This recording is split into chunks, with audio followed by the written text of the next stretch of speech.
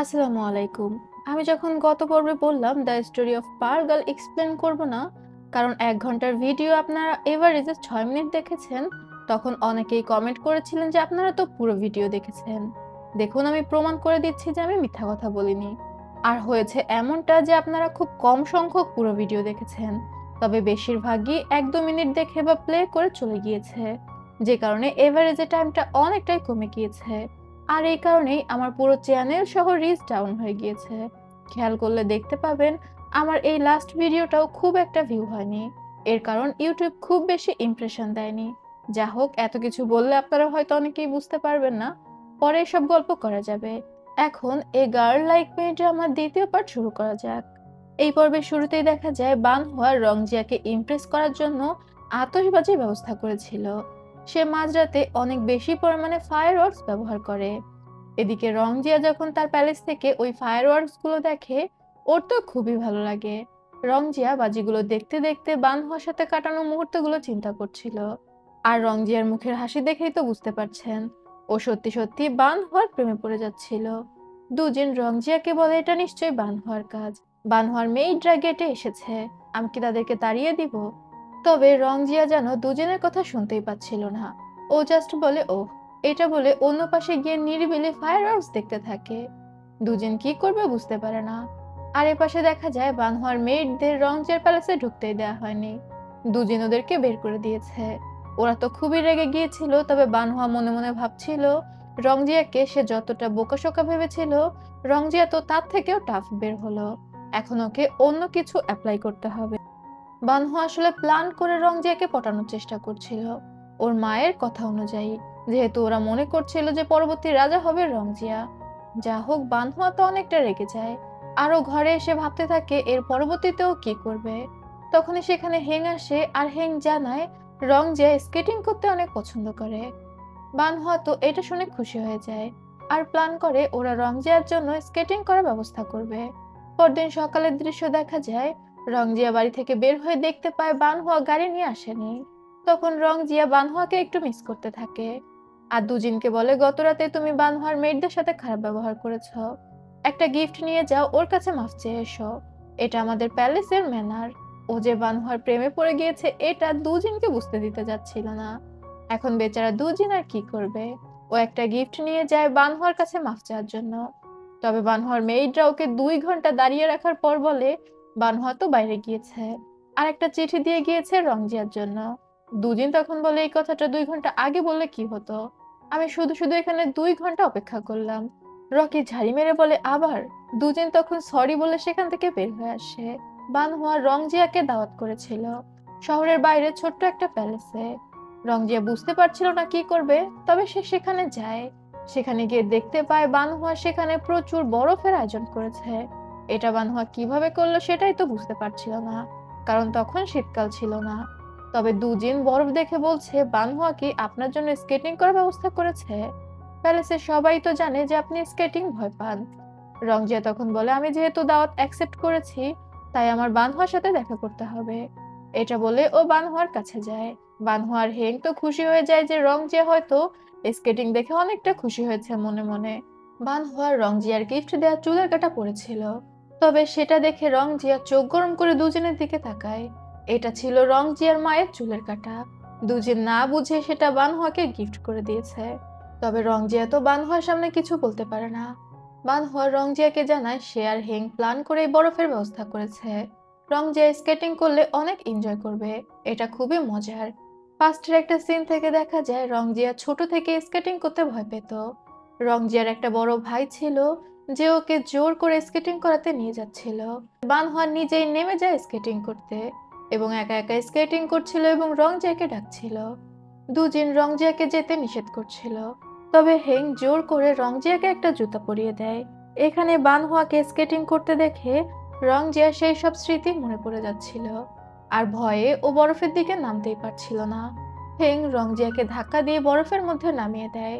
তবে হেং যে ধাক্কা দিয়েছিল এই কারণে রংজিয়া অনেকটা দূরে চলে যায়। বানহুয়া দূর থেকে চিন্তা করতে থাকে বাহ, রংজিয়া তো অনেক ভালো স্কেটিং জানে। আর রংজিয়াও নিজের ভাবমূর্তি ধরে রাখার জন্য স্কেটিং জানে এমন ভান করছিল। বানহুয়া রংজিয়ার কাছে এসে বলে চলো আমরা প্রতিযোগিতা করি। রংজিয়া তখন বলে সে ভালো স্কেটিং জানে না, তাই ও বানহার সাথে প্রতিযোগিতা করতে পারবে না। তবে বানহুয়া রংজিয়াকে জোর করছিল। রংজিয়ার বানহুয়াকে স্কেটিং করতে দেখে অনেক ভালো লাগে। তখন ও চিন্তা করে একটু ট্রাই করা যাক। তবে ও স্কেটিং করতে গিয়ে পুরো উল্টে পড়ে যাচ্ছিল। বানহুয়া তখন দ্রুত রংজিয়াকে ধরে ফেলে। আবারও দুইজনের মধ্যে একটা রোমান্টিক লুক হয়ে যায়। বানহুয়া তখন রংজিয়াকে বলে, আমি তো ভেবেছিলাম তুমি ভালো স্কেটিং জানো, কিন্তু এখন তো দেখছি তুমি একদমই কাঁচা। চলো আমি তোমাকে শিখিয়ে দিচ্ছি। রংজিয়া ভয় পাচ্ছিল, তবে বানহুয়া রংজিয়ার হাত ধরে আর নিজে রংজিয়াকে স্কেটিং করা শিখিয়ে দেয়। সেখানে বানহুয়া আর রংজিয়া অনেকক্ষণ ধরে স্কেটিং করে। রংজিয়া পুরো স্কেটিং শিখে যায় আর ওর খুবই মজা লাগে, ভয়টাও কেটে যায়। এবার বানহুয়া রংজিয়াকে একা ছেড়ে দেয় আর বলে, তুমি নিজে নিজে স্কেটিং করো। তখন রংজিয়া একটু সাহস পেয়েছিল, যেহেতু ও নিজে নিজে স্কেটিং করতে থাকে। আর এবার বানহুয়া এবং রংজিয়া স্কেটিং কম্পিটিশন করতে শুরু করে। রংজিয়া স্কেটিং করতে করতে একটা জায়গায় চলে যায় যেখানে বরফটা অনেকটা পাতলা ছিল। বানহুয়া চিৎকার করে বলে ওইখানে বরফটা পাতলা। তবে বলতে বলতে সেখানকার বরফটা ভেঙে যায় আর রংজিয়া পানির মধ্যে পড়ে যায়। এখানেই সিন কাট হয়। আমরা রাজা এবং সেকেন্ড প্রিন্স জিয়াংকে দেখতে পাই। রাজা জিয়াংকে বলছিল ওয়ানোর সাথে তার বিয়ে ঠিক হয়েছে। তবে জিয়াং বলছিল সে ফেইজিয়ানকে ভালোবাসে, তাই সে ওয়ানোকে বিয়ে করতে পারবে না। রাজা তখন বলে সে মিনিস্টার জাইকে কথা দিয়ে ফেলেছে। আর তাছাড়া ফেইজিয়ানের বড় বোনই ক্রাউন প্রিন্সেস, তাই সে ফেইজিয়ানের সাথে জিয়াং এর বিয়ে দিতে পারবে না। জিয়াং তখন বলে, যদি ফেইজিয়ানকে আমি বিয়ে করতে না পারি, আমি সারা জীবন একা থাকবো, তাও আমি অন্য কোনো মেয়েকে বিয়ে করব না। এটা নিয়ে রাজা এবং জিয়াং এর মধ্যে তর্কাতর্কি লেগে যায়।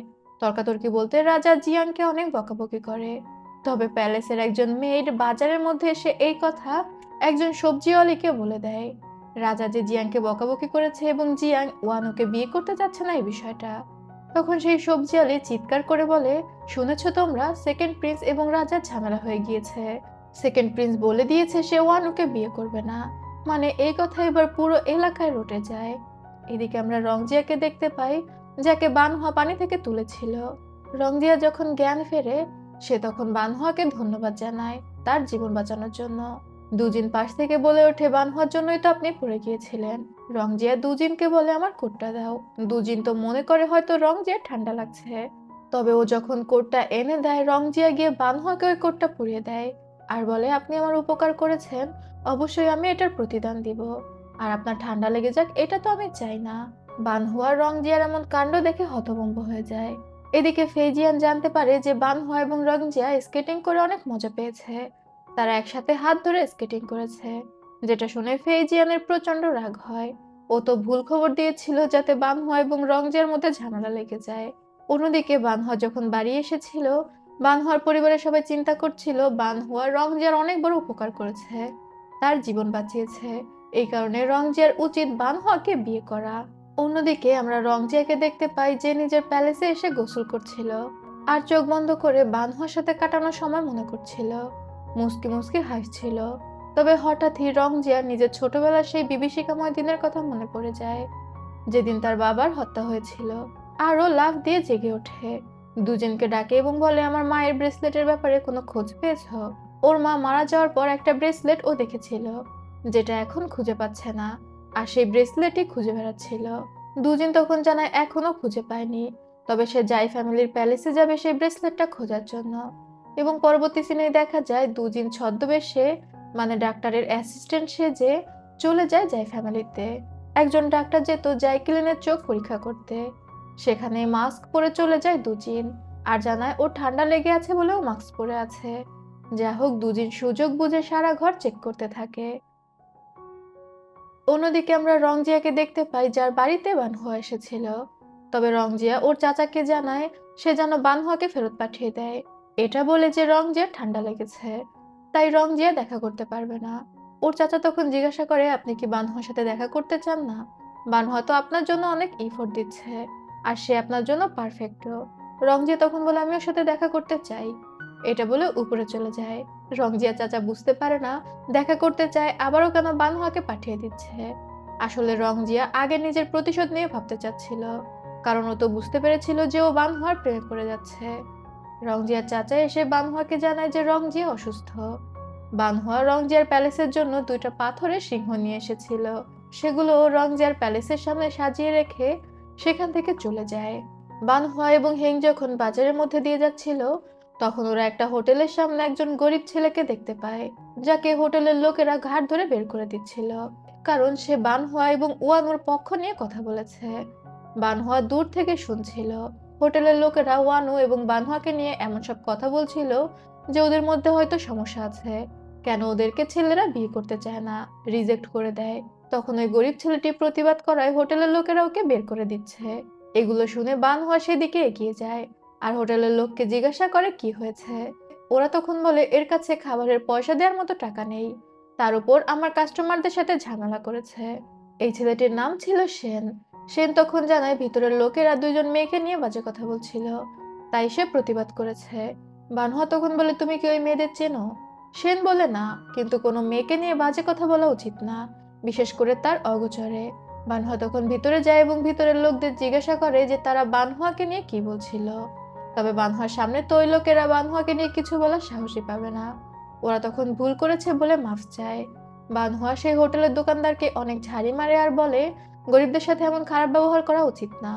ওরাও কখনো না কখনো নিজের সময় চেঞ্জ করবে। যখন বড়লোক হয়ে যাবে তখন কি তাদের সামনে যেতে লজ্জা করবে না? এমন ধরনের নীতিবাক্য ঝেড়ে দেয়। তবে সেন বানহুয়াকে দেখে একদম ক্রাশ খেয়ে যায়। আর বানহুয়া এমন তার হয়ে কথা বলছে এটা দেখে তো পুরো ওর মনে লাড্ডু ফুটতে থাকে।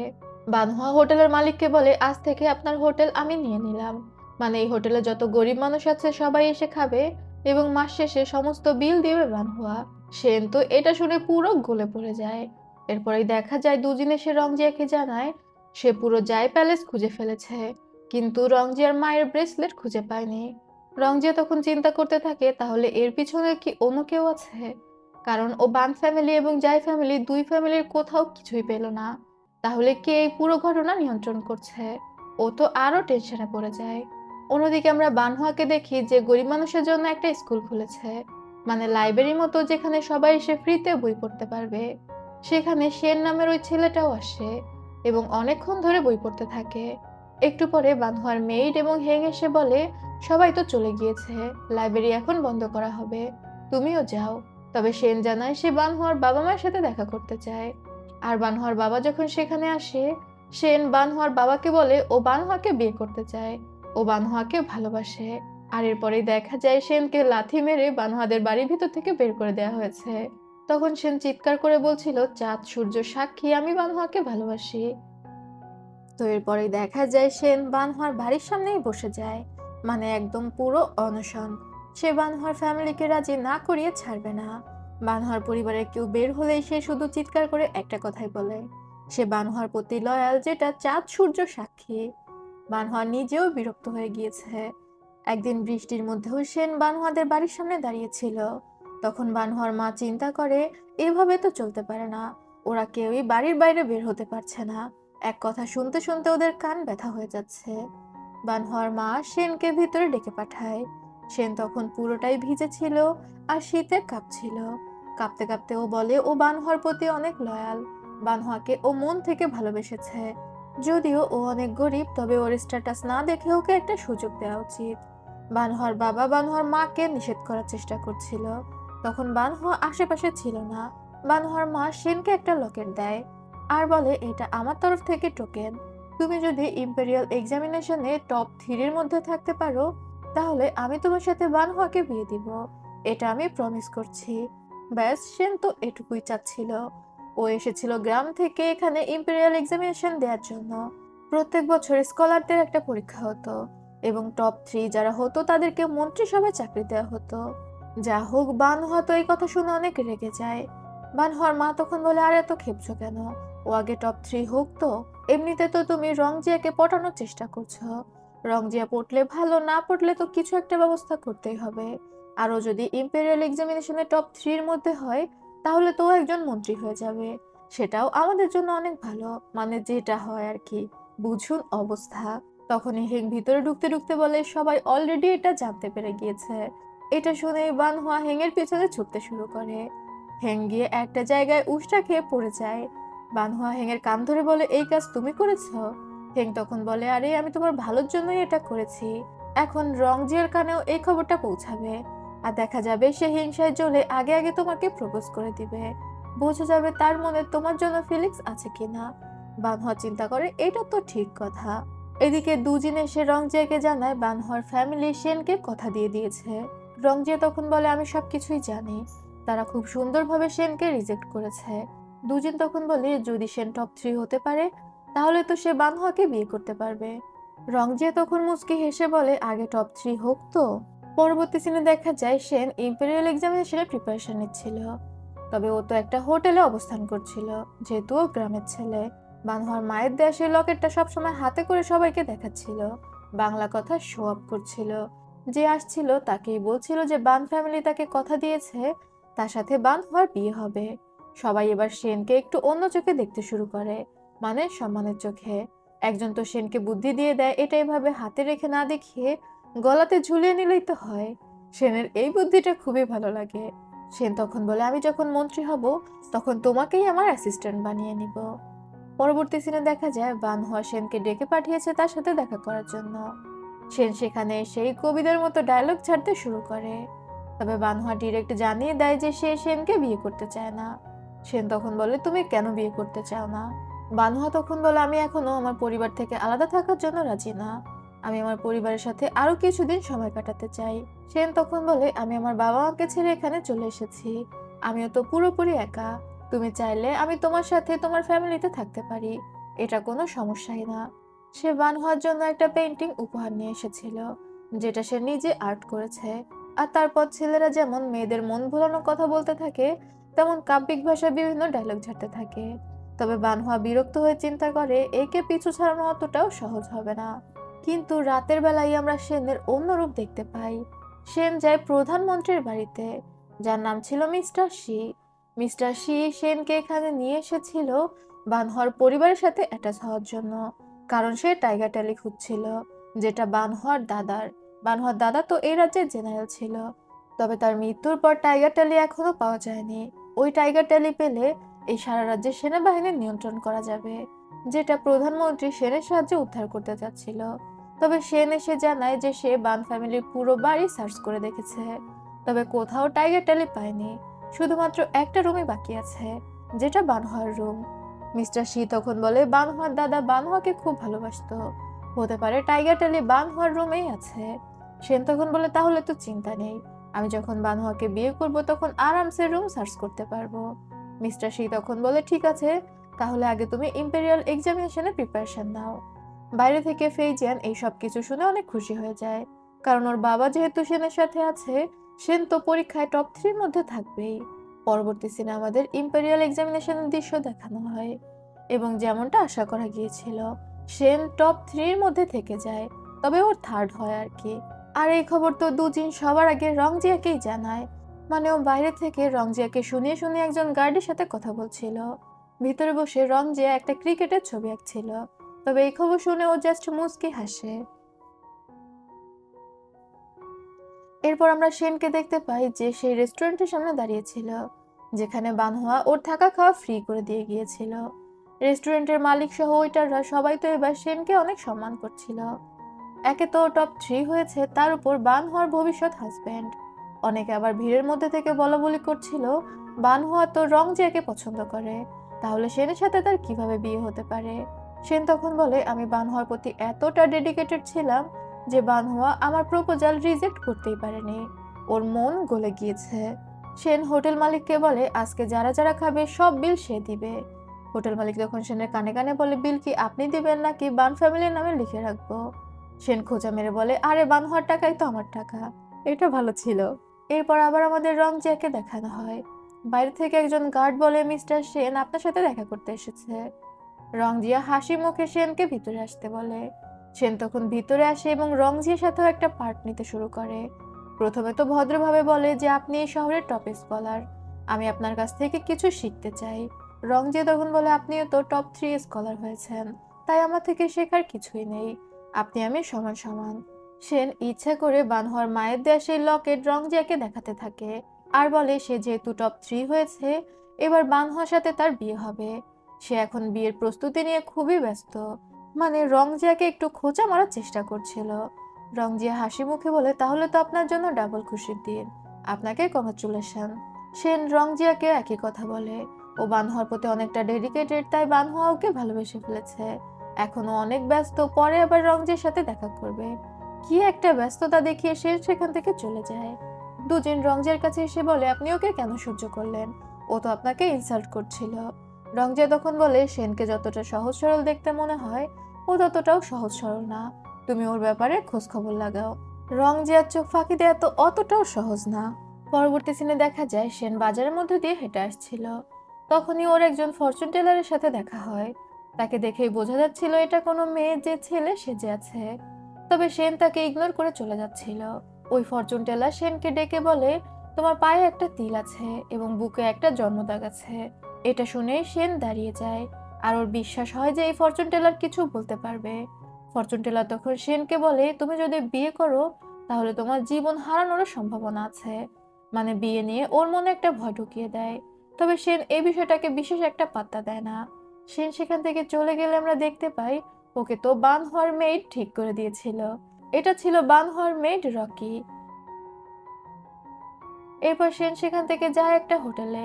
সেখানে অন্য ছেলেরা সেনকে দেখে তো প্রচুর সম্মান করতে থাকে। ওকে ডাকে ড্রিঙ্ক করার জন্য। সেনও খুশি মনে ড্রিঙ্ক করতে যায়। সেন যখন খাচ্ছিল সেখানকার একজন ছেলে বলে, যতক্ষণ পারো খেয়ে নাও। এটা শুনেই তো সেনের খাওয়া বন্ধ হয়। জিজ্ঞাসা করে, এ কথা কেন বললে? আরেকজন বলে, তুমি বাইরে থেকে এসেছো তো, এই কারণে বানহোয়াকে প্রপোজ করার সাহস পেয়েছো। বানহোয়াকে তো এখানকার কোনো ছেলেই বিয়ে করতে সাহস পায় না। সেন জিজ্ঞাসা করে, কেন? তখন ওরা জানায় যে বানহোয়ার এর আগে দুইটা ছেলের সাথে এঙ্গেজমেন্ট ঠিক হয়েছিল, যার একটা ডুবে মারা গিয়েছে আর একটা অন্ধ হয়ে গিয়েছে। সেন তো আরো ভয় পেয়ে যায়। তবে ও রেগে গিয়ে বলে, তোমরা কি বানহোয়ার রেপুটেশন নষ্ট করার চেষ্টা করছো? তখন আরেকজন হেসে দিয়ে বলে, বানহোয়ার আবার রেপুটেশন, যেটা একদম তলানিতেই পড়ে আছে, সেটা নিয়ে কথা বলে আর লাভ কি? সেন তখন রেগে মেগে বলে, আমি লয়াল, আমি বানহোয়ার প্রতি সিনসিয়ার, আর আমি ওকেই বিয়ে করব। এটা বলে সেখান থেকে বের হয়ে চলে যায়। তবে এরপরই দেখা যায় বানহোয়ার মেইড রকি এসে ওদেরকে ঘুষ দিতে থাকে। ওদেরকে টাকা দিয়ে এইসব কথা বলানো হচ্ছিল আর কি, সেনকে ভয় দেখানোর জন্য। আর এই সব প্ল্যানই ছিল হেংয়ের। বানহোয়া হেংয়ের কান টেনে ধরে বলছিল, এবার নতুন কোনো প্ল্যান দাও। তখনই রকি দৌড়ে এসে জানায় যে রংজিয়া এসেছে। এখান থেকেই সিন কাট হয়। দেখা যায় রংজিয়া আর বানহোয়ার সামনে টেবিলে বসে কথা বলছিল, আর পেছনে রকি এবং দুজিন বসেছিল। হেং রংজিয়ার কানে কানে বলে, এখনো যদি তুমি তাকে কনভিন্স করতে পারো, সে হয়তো রাজি হয়ে যাবে, ভালো করে ট্রাই করো। এটা বলে হেং দুজিন এবং রকির সাথে গিয়ে বসে। রংজিয়া বানহোয়ার কাছে ক্ষমা চায় তার সাথে দেখা না করার জন্য। ওই যে অসুস্থতার কথা বলে বানহোয়ার সাথে দেখা করেনি, আর এরপরে বানহোয়ার কখনো রংজির সাথে দেখাও করতে যায়নি, ওই কারণে ক্ষমা চাচ্ছিল আর কি। বানহোয়া এবার একটু ভাব দেখায় আর বলে, আমি আমার বিয়ের প্রিপারেশন নিয়ে অনেক ব্যস্ত। কি বলতে এসেছেন বলুন। রংজিয়া এবার ডিরেক্ট বলে যে সেন ভালো ছেলে না, তোমার সেনকে বিয়ে করা উচিত হবে না। বানহোয়া তখন বলে, আপনি কি আমার এঙ্গেজমেন্ট ভাঙার চেষ্টা করছেন? আর সে যদি ভালো ছেলে নাও হয়, আর আমি যদি সবকিছু জেনে শুনে তাকে বিয়ে করি, তাতে আপনার কি? রংজিয়া কিছু একটা বলতে যাচ্ছিল। হেং পেছন থেকে বলছে, আরে বাবা চুপ করে থাকার কি আছে, বলো বলো। রকি বলছিল, আপনি তো ওদের দুজনের থেকে বেশি এক্সাইটেড। তবে রংজিয়া কিছুই বলতে পারে না। বানহোয়া বলে, পরবর্তীতে সেনের নামে কিছু বলতে হলে অবশ্যই প্রমাণ নিয়ে আসবেন। এরপরেই দেখা যায় রংজিয়া এবং দুজিন ফিরে যাচ্ছিল। দুজিন রংজিয়াকে বলে, আপনার আর কিছু বলার দরকার নেই, ও সেনকে বিয়ে করলে করুক, আমরা অন্য কোনো উপায়ে বান ফ্যামিলির কাছে যাওয়ার চেষ্টা করব। এখানে আমরা জানতে পারি রংজিয়া আসলে বান ফ্যামিলির কাছাকাছি যাওয়ার চেষ্টা করছিল, আর ওরও টার্গেট ছিল টাইগার ট্যালি। আর সবাই জানতোই তো যে টাইগার ট্যালি বান ফ্যামিলিতেই কোথাও লুকানো আছে। রংজিয়া বলে, বান হওয়া আমাদের একমাত্র টার্গেট, বান ফ্যামিলির কাছাকাছি যেতে হলে ওকে কোনোভাবেই বিয়ে করতে দেয়া যাবে না।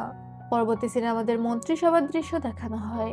যেহেতু তিনজন টপ স্কলারকে বেছে নেওয়া হয়েছিল, তিনজনকে মন্ত্রিসভার তিনটা পদ দেওয়া হয়।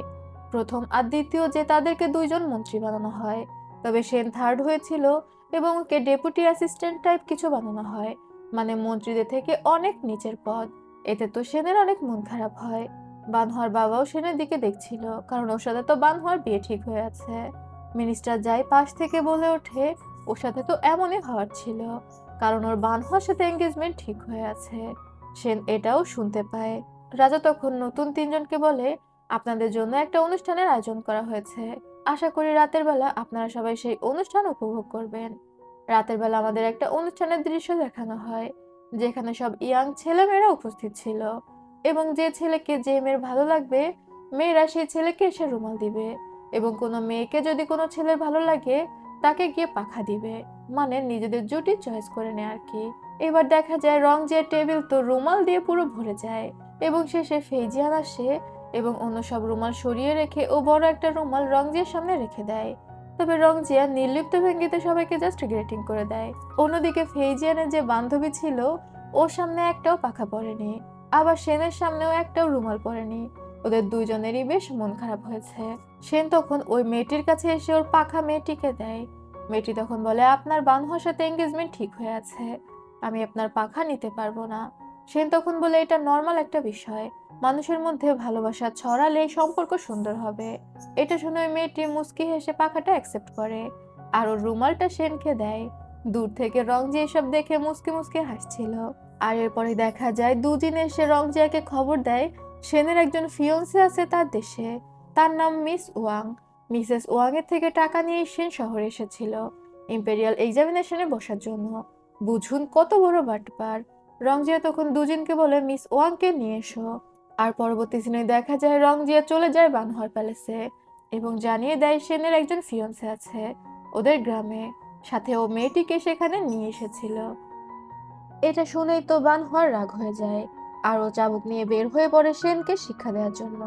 রংজিয়া তখন মনে মনে ভাবতে থাকে ব্যাপারটা অনেক ইন্টারেস্টিং হবে, আর ও চলে যায় বানহার পিছু পিছু। এদিকে সেন তো মনের আনন্দে ফেইজিয়ানের ওই বান্ধবীকে নিয়ে ঘুরছিল। এই মেয়েটির নাম ছিল লি। মিস লি সেনকে পছন্দ করতে শুরু করেছিল। ওরা একটা ফ্যানের দোকানে আসে এবং সেন লিকে বলে একটা ফ্যান কিনতে। তবে লি জানায় সেন তাকে আগে যেটা দিয়েছে সে ওইটা বেশি পছন্দ করে। ঠিক তখনই বানহোয়া সেখানে চলে আসে। সেন বানহোয়াকে দেখে ভয় পেয়ে বলে, তুমি আমাকে ভুল বুঝো না, লির সাথে আমার কোনো সম্পর্ক নেই, আমি ওকে নর্মালি এই ফ্যানটা গিফট করেছিলাম, এটা বিশেষ কিছু না। লি তো এসব শুনে অবাক হচ্ছিল। ও বানহোয়াকে বলে, তুমি আর সেন এখনো বিবাহিত না, তাহলে তুমি কেন তার উপর অধিকার দেখাতে এসেছো? তোমার সাথে তো কোনো সম্পর্ক নেই ওর। সেন তো লিকে আটকানোর চেষ্টা করছিল। বানহুয়া তখন লিকে বলে, তোমার কি এমনটা মনে হচ্ছে যে আমি তোমাকে দেখে জেলাস? তোমাকে দেখে জেলাস হওয়ার মতো কি আছে? এখনো আমি তোমার থেকে হাজার গুণ সুন্দরী। আর তাছাড়া তোমার এখানে বলার কোনো অধিকার নেই, তুমি তোমার মতো এই ঘটনা থেকে দূরে থাকো। সেন বানহুয়াকে শান্ত হতে বলছিল। বানহুয়া তখন সেনকে বলে, তোমার গ্রামে তোমার একজন ফিয়ন্সে ছিল, তারপরেও তুমি এখানে এসে আমার সাথে কেন বিয়ের নাটক করলে? মিস ওয়াংকে সেখানে আনা হয়। ওয়াং নামে মেয়েটি সেনকে বলে, তুমি আমার সাথে এইভাবে বেইমানি করতে পারলে? আমি তোমার জন্য কি না করেছি? তোমার অবর্তমানে তোমার বাবা মায়ের দেখাশোনা করছি। তুমি যে এখানে এসেছো আমার টাকা এসেছো। আমি ভেবেছিলাম তুমি এখন ভালো পজিশন করেছো, হয়তো তুমি আমাকে এখানে নিয়ে আসবে, কিন্তু তুমি তো এখানে নতুন বিয়ের ধান্দা করছো। সেন তখন বলে, আপনি কে? আপনাকে তো আমি চিনি না। ও বারবার অস্বীকার করে যে এই মেয়েটিকেও চেনে না। সেন বানহাকে বলে, বিশ্বাস করো ওয়াং নামে একজন আমার পরিচিত ছিল, কিন্তু এই মেয়েটা ওয়াং না। ওয়াং এর সাথে আমার বাবা মা আমার বিয়ে ঠিক করেছিল, তবে আমি সেই বিয়েতে রাজি ছিলাম না, আর ওর সাথে তো আমার বিয়েও হয়নি। বানহা তখন ও চাবুক দিয়ে সেনকে একটা বাড়ি দিতে চায়।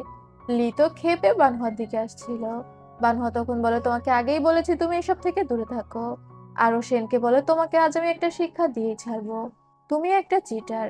তুমি শুধুমাত্র আমার সাথেই চিটিং করনি, বরং ওয়াং এর মতো ভালো একটা মেয়ের সাথে চিটিং করেছো, যে তোমার প্রতি লয়াল ছিল। এটা বলে বানহোয়া সেনকে আবারও চাবুক মারে। সেন এবার চিৎকার করে বলে, তোমার চেহারা ছাড়া তো তোমার মধ্যে কিছুই নেই, তুমি একটা অভিশপ্ত মেয়ে, তোমাকে এখানকার কোনো ছেলে বিয়ে করতেই রাজি হয় না। তোমার তো কপাল ভালো যে আমি তোমাকে বিয়ে করতে রাজি হয়েছি।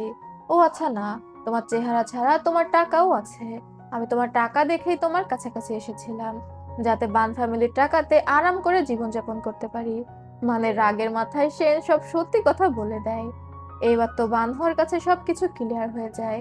সে এখানে বানহর মায়ের দেওয়া লকেটটা বের করে ছুঁড়ে ফেলে দেয়। লকেটটা ভেঙে যায়। ও চিৎকার করে বলে, আমি তোমার সাথে এঙ্গেজমেন্ট ভেঙে দিচ্ছি। বানহর তো আরো বেশি রাগ হয়ে যায় আর ও একই কথা বলে যে, তুমি আমার সাথে এঙ্গেজমেন্ট কি ভাঙবে? আমি তোমার সাথে এঙ্গেজমেন্ট ভেঙে দিচ্ছি। আর ও সেনকে ইচ্ছা মতো চাবুক দিয়ে পেটাতে থাকে। তখন সেন দৌড়াতে থাকে আর বলতে থাকে, দেখো তোমরা, ওর হাজবেন্ডকে মেরে ফেলতে চাচ্ছে, কি ধরনের তেজি মেয়ে। কিন্তু তখনই সেখানে শিজিন এসে বানহোয়ার হাত ধরে ফেলে। আর বলে ও যদি কোনো দোষ করে থাকে তাহলে শাস্তি রাজা দিবে। তুমি কেন আইন নিজের হাতে তুলে নিচ্ছ? লি নামে ওই মেয়েটি শিজিনকে বলে বানহাকে গ্রেফতার করতে, না হলে এমনটা বোঝা যাবে যে দায় রাজ্যে কোনো জাস্টিস নেই। সেনও বলে যদি বানহুয়াকে আজ গ্রেফতার না করা হয় তাহলে সে ধরে নিবে যে এখানে শুধুমাত্র যাদের ক্ষমতা আছে তারাই ভালোভাবে বেঁচে থাকতে পারে। শিজিন তখন বানহুয়াকে বলে তার সাথে জেলে যাওয়ার জন্য। তবে সেখানে তো উপস্থিত ছিল রংজিয়া। রংজিয়া শিজিনকে বলে আমি রাজার কাছে সম্পূর্ণ ঘটনা এক্সপ্লেন করব, কারণ আমি এখানে পুরোটা সময় উপস্থিত ছিলাম। কাউকে যদি জেলে নিতে হয় তাহলে নেওয়া উচিত সেনকে। সেখানকার জনগণও চিৎকার করে বলে ওঠে হ্যাঁ, সেনকেই জেলে নেওয়া উচিত, কারণ ওই বানহুয়ার সাথে চিটিং করেছে। এবার তো আর শিজিন কিছু বলতে পারে না। রংজিয়া বানহুয়ার হাত ধরে টেনে নিয়ে সেখান থেকে চলে আসে, যেটা দেখে শিজিনের মুখটা পুরো কালো হয়ে যায়। বেচারাও তো বানহুয়াকে পছন্দ করত। এরপরেই দেখা যায় বানহুয়ার রংজিয়া যখন ফিরছিল, বানহুয়া তো প্রচন্ড রেগেছিল, আর রংজিয়া ভয়ে ভয়ে বানহুয়ার সাথে কথা বলছিল। বানহুয়া রংজিয়াকে বলে আমি এখান থেকে যেতে পারবো, তুমি এখন আসতে পারো। রংজিয়া তখন বলে আমি অফিসার শিজিনকে কথা দিয়েছি তোমাকে নিরাপদে বাড়ি পৌঁছে দিব, তুমি যদি পালিয়ে যাও সেই দায় কে নিবে? এটা শুনে তো বানহুয়ার আরো বেশি রাগ হয়ে যায়। ও বলে যা ঘটেছে ও রাজার কাছে এক্সপ্লেন করবে, এর জন্য রংজিয়ার সাহায্যের প্রয়োজন নেই। বানহুয়া এখানে রংজিয়াকে জানায় যে সে আগেই বুঝতে পেরেছে ওই মেয়েটি সেনের ফিয়ন্সে ছিল না। রংজিয়া তখন অবাক হয়ে বলে তাহলে তুমি জেনে শুনে সেনকে ধরতে গেলে কেন? বানহুয়া বলে আমি জাস্ট সেনকে টেস্ট করার চেষ্টা করছিলাম, আর ওই শয়তানটা তো সবকিছু সত্যি সত্যি স্বীকার করে বসলো।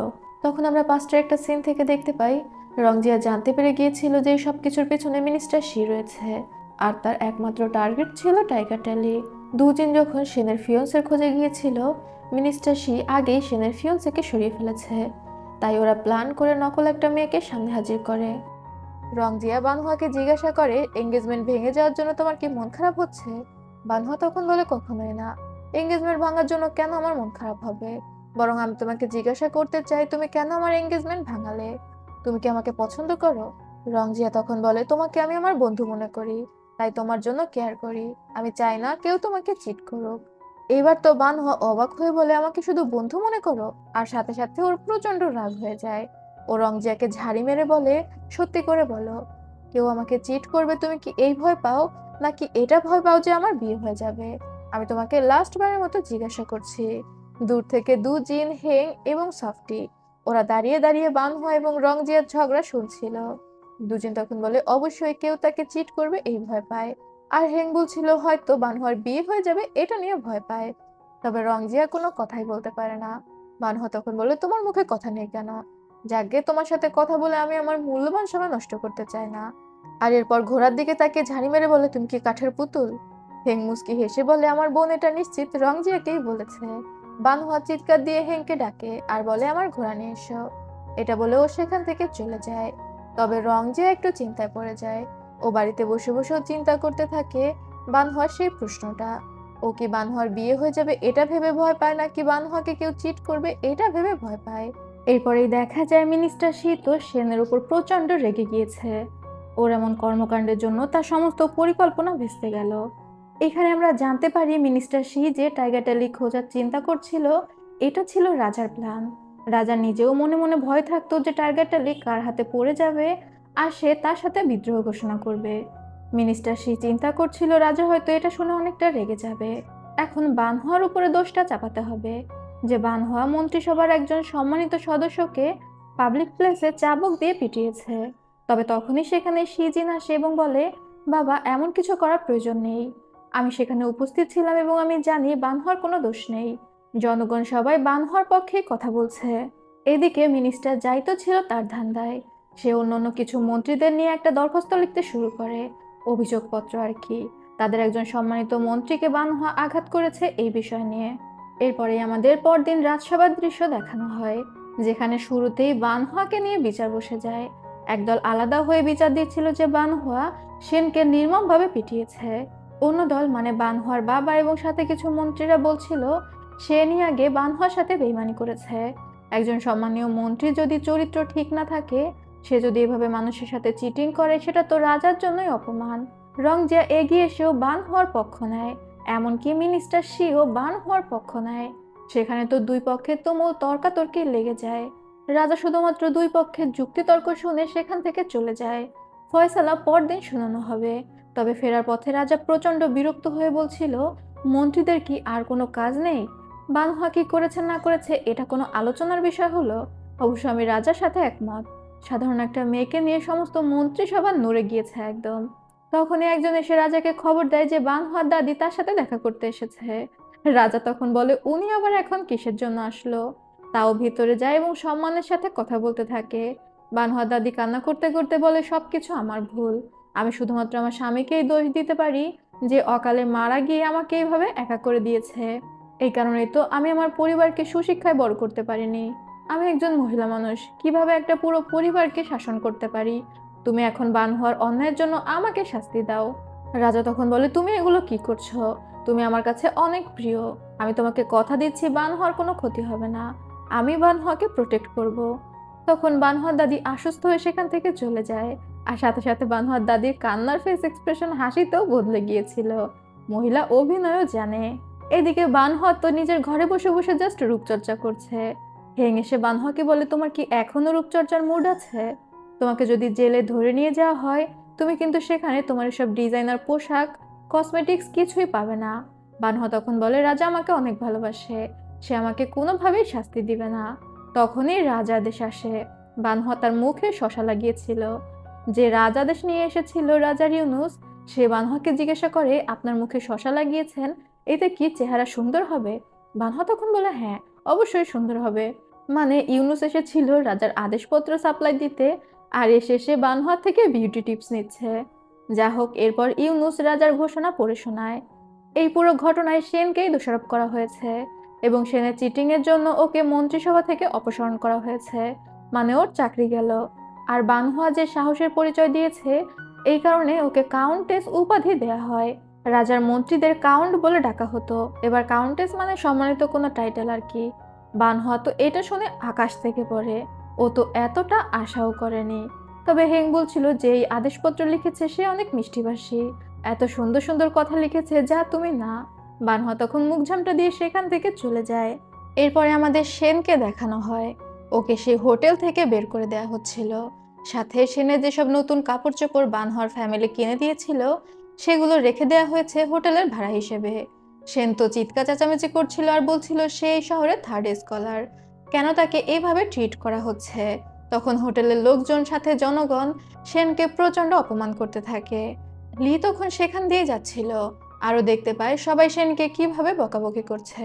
একজন হুট করে সেনের মাথায় ডিম ছুঁড়ে মারে, আর তারপরে সবাই মিলে সবজি ডিম যে যা পারছিল ছুঁড়ছিল। সেনকে সেখানে একটা গণপিটুনি দেওয়া হয়। সেন লিকে দেখে বলে, মিস লি আমাকে বাঁচান। এটা শুনে লি দৌড়ে সেখান থেকে পালিয়ে যায়। প্রেম একদম ফুরুত করে উড়ে গিয়েছে। এরপর সবাই সেনকে ইচ্ছামতো পিটালে সেন বারবার মাফ চাইতে থাকে। এখানেই সিন কাট হয়। আমাদের অদ্ভুত একটা দৃশ্য দেখানো হয় যেখানে বানহা দেখছিল কালো পোশাকধারী কেউ একজন দাঁড়িয়ে আছে। বানহা তাকে পেছন থেকে দেখছিল বলে চিনতে পারে না। আর সে যখন ওই পোশাকধারী লোককে ডাকতে যায়, তখনই বানহার বুকে একটা তীর এসে লাগে, আর বানহা সেখানেই পড়ে যায়। এরপরেই বোঝা যায় এটা ছিল বানহার স্বপ্ন। এই স্বপ্ন দেখে তো বানহা ভয় পেয়ে যায়। ও দ্রুত ওর পরিবারের সবাইকে এই স্বপ্নের কথা জানায়। তখন বানহার মা বলে, কালো পোশাকধারী ওই লোকই কি রাজা, যাকে তুমি এর আগে স্বপ্নে দেখেছিলে? বানহা বলে, আমি তো দুইবারের কোনোবারই তার মুখ দেখতে পাইনি, তাই আমি জানি না এটা কে। আর কালো পোশাক তো সবাই পরে। তখন বানহার মা বলে, নিশ্চয়ই এটা সেকেন্ড প্রিন্স হবে, কারণ সেকেন্ড প্রিন্স এই ধরনের শয়তানি চিন্তা ভাবনা মাথায় নিয়ে ঘোরে, আর সে খুবই নিষ্ঠুর। এদিকে বানহার ভাই বলছিল, এত ভয় পাওয়ার কি আছে? বানহার কিছু স্বপ্ন সত্যি হলে সব স্বপ্ন তো সত্যি হয়নি। বানহা তো স্বপ্নে দেখেছিল তাদের পরিবারের সবাইকে অ্যারেস্ট করা হয়েছে, কিন্তু সেটা তো হয়নি। বানহা তখন বলে, এখনো হয়নি ঠিক আছে, তবে হতে পারে সেটা ভবিষ্যতে হবে। সবাই তখন বানহার কথার সাথে সহমত হয়। আর সবাই টেনশনেও পড়ে যায় যে এখন কিভাবে বানহাকে প্রোটেক্ট করা যাবে।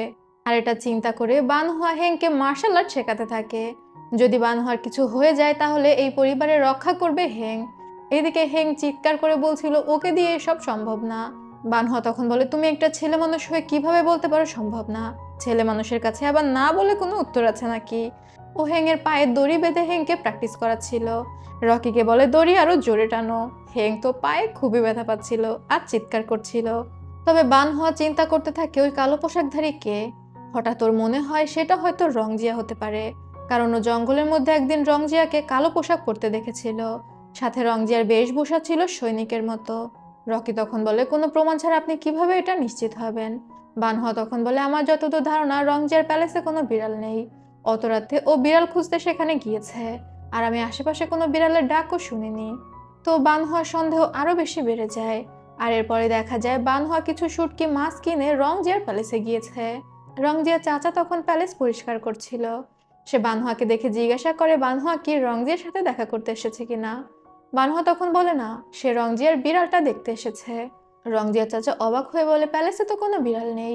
ঠিক তখনই দুজিন একটা বিড়াল কোলে করে ঘর থেকে বের হয়। বানহোয়া তখন বলে, এই বিড়ালটার নাম কি? দুজিন বলে, এই বিড়ালটার নাম হুয়া হুয়া। এতে বানহোয়ার একটু প্রেস্টিজে লেগে যায়। বানহোয়া জিজ্ঞাসা করে, এটাই প্যালেসে কবে আসলো? রংজিয়া চাচা বলে ফেলে, গতকাল। দুজিন দ্রুত কথা ঘুরিয়ে বলে, গতকালই ওকে খুঁজে পেয়েছি, অনেকদিন আগে হারিয়ে গিয়েছিল। বানহোয়া তখন আর কি বলবে, ও তখন বিড়ালকে সেই মাছগুলো দেয় আর সেখান থেকে চলে যায়। রংজিয়া চাচা অবাক হয়ে দুজিনকে বলে, এই বিড়াল কেন আনা হয়েছে? দুজিন তখন বলে, ইয়ং মাস্টার আগেই সন্দেহ করেছিল যে বানহোয়া এই বিড়ালের খোঁজে আসবে, তাই তো সে বিড়াল আনিয়ে রেখেছিল। এরপরে দেখা যায় বানহোয়া শপিং এ আসে, কিন্তু একটু পরেই বানহোয়ার মা তার কাছে আসে আর একটা তাবিজ দিয়ে বলে, তুমি বাজে স্বপ্নে দেখেছো, আবার তুমি যাচ্ছ হান্টিং ফেস্টিভ্যালে, তাই আমি তোমার জন্য এই তাবিজ নিয়ে এসেছি, এটা তোমাকে প্রোটেক্ট করবে।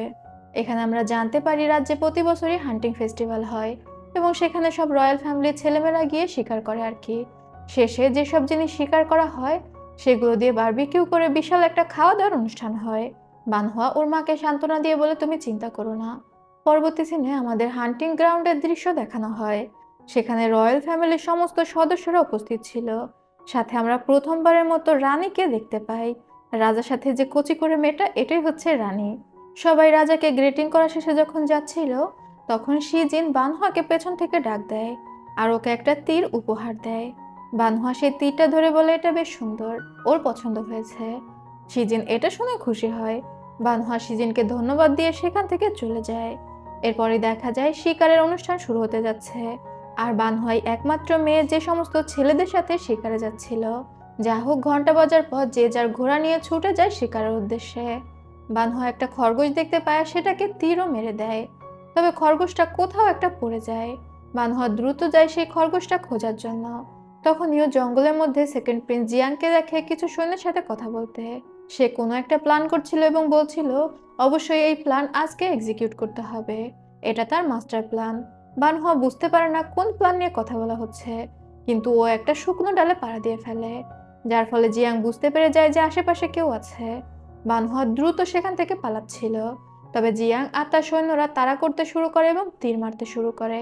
রংজিয়া সেখানে এসে একটা তীর আটকে দেয় এবং বানহোয়ার হাত ধরে দৌড়ে পালাতে থাকে। ওরা পালাতে পালাতে একটা গাছের পিছনে গিয়ে লুকিয়ে পড়ে।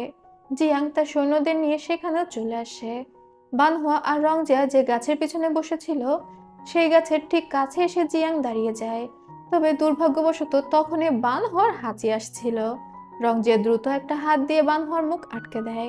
বানহোয়া তখন রংজিয়ার হাত ধরে ফেলে আর আবারও হাসি দিতে যায়। তখন রংজিয়া আর কি করবে, ও তাড়াতাড়ি বানহোয়াকে একটা কিস করে দেয়। বানহোয়া তো এই ঘটনায় পুরো হতভম্ব হয়ে গিয়েছিল। সে রংজিয়াকে ছাড়িয়ে ওকে একটা থাপ্পড় দিতে যায়। রংজিয়া দ্রুত বানহোয়াকে নিয়ে শুয়ে পড়ে। জিয়াং এদিকে উকি মারছিল। রংজিয়া বানহোয়াকে আর একটু কাছে টেনে নেয় আর বলে, বানহোয়া শান্ত হও। বানহোয়া তখন মনে মনে চিন্তা করে, ওরই তো হার্টবিট বেড়ে গিয়েছে, শান্ত তো ওর হওয়া প্রয়োজন। রংজিয়া দ্রুত বানহোয়ার মাথাটা নিজের বুকের মধ্যে নিয়ে নেয়। বানহোয়া তো একের পর এক আকস্মিক ঘটনায় কিছু বলার ক্ষমতায় হারিয়ে ফেলেছে। হুট করে বানহোয়া উঠে বসে আর দৌড়ে সেখান থেকে বের হয়ে আসে। চিৎকার করে বলতে থাকে, রংজিয়া, তোমার সাহস কি করে হয় আমাকে টাচ করার? কিন্তু তখনই সেখানে জিয়াং চলে আসে। একেই বলে বেশি বোঝা মেয়ে মানুষ। জিয়াং বুঝতে পেরে যায় যে বানহোয়াকে সে এতক্ষণ তাড়া করছিল, আর বানহোয়ার কাছে গিয়ে বলে, তুমি এখানে কি করছো কাজিন? বানহোয়া তোর ফুফাতো বোন ছিল। বানহোয়া তখন বলে, আমি একটা খরগোশকে তীর লাগিয়েছি আর সেটা খুঁজতে খুঁজতে এখানে চলে এসেছি। কেন, আমি কি তোমাকে ডিস্টার্ব করলাম? জিয়াং তখন বলে, একদমই না। তখনই জিয়াংয়ের সৈন্যরা দৌড়ে বানহোয়াকে ঘিরে ধরে। বানহোয়া বুঝতে পারে ও তো বিপদে পড়ে গিয়েছে। ও তখন নাটক করে কান্না করতে থাকে আর বলতে থাকে, সেকেন্ড প্রিন্স একজন বুলি, সে আমার মতো একটা দুর্বল মেয়েকে বুলি করছে। তবে জিয়াং এর এতে কিছু যায় আসে না। ও বানহুয়ার দিকে তীর তাক করে বলে, আমি এখন তোমাকে মেরে ফেলবো। বানহুয়া বুঝতে পারে বিপদ এসে গিয়েছে। ওর নিজের স্বপ্নের কথা মনে পড়ে যায় আর নিজের চোখ বন্ধ করে ফেলে।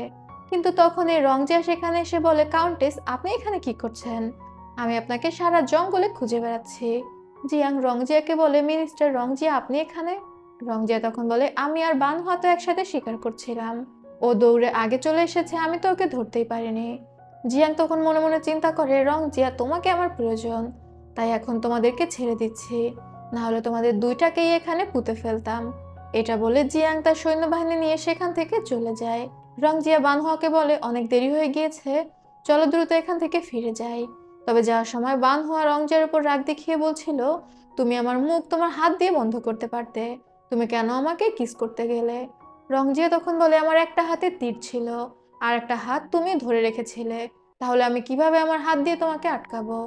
বানহুয়া তখন বুঝতে পারে, তাই তো, ও নিজেই তো বাড়াবাড়ি করেছে। তাও বানহুয়া যেহেতু একটা মেয়ে, ও তো নিজের ভুল স্বীকার করবেই না। ও রংজিয়াকে ঝাড়ি মেরে বলে, এখন তাহলে কি করব? রংজিয়া তখন বলে, এমন ভাবতে হবে যে কিছুই হয়নি, সেই ঘটনা আপনি ভুলে যান আর আমিও ভুলে যাচ্ছি, কারণ সিচুয়েশনে পড়লে মানুষকে অনেক কিছুই করতে হয়, আর ওই ঘটনা ঘটেছিল সিচুয়েশনের জন্য। এটা বলে রংজিয়া সেখান থেকে চলে যায়। বানহুয়া তখন মনে মনে ভাবে, ভুলতে বললে কি ভোলা যায়? আমার তো মনে হয় তুমিও ভুলতে পারবে না, আর আমাকে ভুলতে বলছো। যা হোক, পরবর্তী সিনে হান্টিং গ্রাউন্ডের দৃশ্য দেখানো হয়। সেখানে সবার জন্য খাবার দাবারের ব্যবস্থা করা হয়েছে। সেখানে যেহেতু রয়্যাল ফ্যামিলির সবাই উপস্থিত ছিল, শিজিন এবং ওর বোন ফেইজিয়ানও তো উপস্থিত ছিল। বানহুয়া এবং রংজিয়া যখন একসাথে হান্টিং গ্রাউন্ডে ফিরে আসে, ওদের দুই ভাই বোনের তো খুবই মন খারাপ হয়। প্রিন্সেস আনলি বানহুয়ার কাছে এসে বলে, কি ব্যাপার, তোমরা এত ক্লোজ কবে হয়ে গেলে যে একসাথে ঘুরে বেড়াচ্ছ? তোমাদের মধ্যে কি চলছে? বানহুয়া তখন বলে, আমাদের মধ্যে কিছুই চলছে না। আনলি তখন বলে, যদি কিছু না চলে থাকে তাহলে তুমি এত লজ্জা পাচ্ছ কেন? বেচারি বানহুয়া তো আরো বেশি লজ্জা পেয়ে যায়। রংজিয়া হান্টিং গ্রাউন্ডের চারপাশে ঘুরে ঘুরে দেখছিল। ওর তো কিছু একটা সন্দেহ হয়েছে। ও চিন্তা করছিল, সেকেন্ড প্রিন্স কি তাহলে আজই রাজাকে হত্যা করার চেষ্টা করবে? তবে ও তো এটা হতে দিবে না। রংজিয়া কিছু একটা চিন্তা করে, তবে কি চিন্তা করলো সেটা দেখানো হয় না। যা হোক, বানহুয়া এক কাপ ওয়াইন নিয়ে সেকেন্ড প্রিন্সের কাছে যায়, কারণ ও চাচ্ছিল না সেকেন্ড প্রিন্সের ওর উপর কোনো সন্দেহ থাকুক। ও গিয়ে সেই ওয়াইনটা সেকেন্ড প্রিন্সকে দিয়ে বলে, আমি আপনার কাছে ক্ষমা চাচ্ছি, কারণ আজ আমি আপনার মুড নষ্ট করেছি। তবে জিয়াং এর খুবই বিরক্ত লাগে। সে বলে, যদি তুমি সত্যি ক্ষমা চাইতে চাও তাহলে এক জগ ওয়াইনে গিয়ে দেয় আর বলে, এটা খেয়ে নাও। তবে বানহুয়া তো মেয়ে মানুষ, ও এতগুলো ওয়াইন খেলে তো এখানে ড্রাঙ্ক হয়ে যাবে। তখন শিজিন উঠে দাঁড়িয়ে বলে, ও একটা মেয়ে হয়ে এতখানি ড্রিঙ্ক কিভাবে খাবে? আমি ওর হয়ে খেয়ে নিচ্ছি। তবে শিজিনের বাবা ওকে ঝাড়ি মেরে বসিয়ে দেয়। বানহুয়া তখন বলে, ঠিক আছে, কোনো বিষয় না। ওই জগটা তুলে নেয় ওয়াইনটা খাওয়ার জন্য। কিন্তু তখন এই রংজিয়া কোথা থেকে চলে আসে আর সেই ওয়াইনটা বানহুয়ার হাত থেকে কেড়ে নিয়ে নিজেই খেয়ে নেয়। এটা দেখে ফেইজিয়ানের অনেকটা মন খারাপ হয়। জিয়াং তখন বলে, মিনিস্টার রংজিয়া, এটা তো আমার সাথে বেয়াদবি। রংজিয়া তখন বলে, বানহুয়া তার বন্ধু, বানহুয়া এতখানি ড্রিঙ্ক কখনোই খেতে পারবে না, তাই বানহুয়ার হয়ে সে খেয়ে নিচ্ছে। তবে রংজিয়া কখনোই এর আগে ড্রিঙ্ক করেনি, যে কারণে এই ড্রিঙ্ক খেয়ে ও পুরো মাতাল হয়ে যায়। যা হোক, এরপর তীর ছোড়া প্রতিযোগিতা শুরু হয়। রাজা দাঁড়িয়ে জিজ্ঞাসা করে, সবার আগে কে তীর ছুড়তে চায়? জিয়াং তখন ক্রাউন প্রিন্সকে ধাক্কা দিয়ে সামনে এগিয়ে দেয়। বেচারা ক্রাউন প্রিন্স ছিল অনেক বোকাশোকা আর অনেক ভালো মেন্টালিটির।